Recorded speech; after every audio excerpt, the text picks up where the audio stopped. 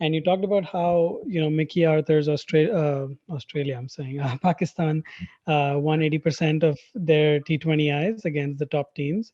Mm, And since September 2019, when Misbah took over, that win percentage is only about 52. mm. So, uh, just curious, what has changed?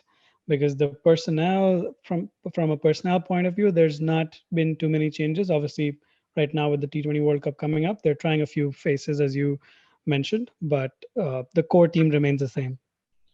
Yeah, personal wise, there's actually not much has changed. You're right. There's nothing. They have had the same number of guys. The thing which has changed for me is that Pakistan was such a bowling heavy side, and at the time when this losses started coming through, Shadab has been in a bad form. Hassan was out of the side.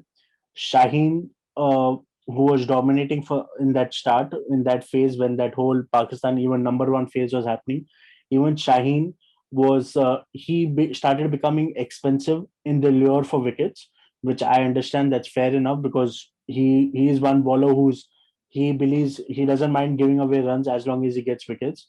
And basically, it was a systematic. A lot of their bowlers started failing, and that has hurt them a lot.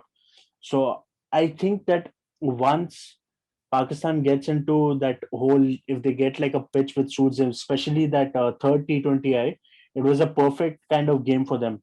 If you look at it that way, like they got their spinners playing a lot. I obviously in UAE their fast bowlers will play a bit more role than in that final T20. But I think if their spinners get some form back, okay, especially in the middle overs, because Pakistan conceded, I think, just 75 runs in boundaries. If you look, as Himanish once wrote an article that boundary attempts is a better way to judge who wins the matches and all that. Pakistan doesn't concede many boundaries, but after that, they have been conceding at an average rate. And if your batting is not good enough to score boundaries, then you need your bowling to be elite.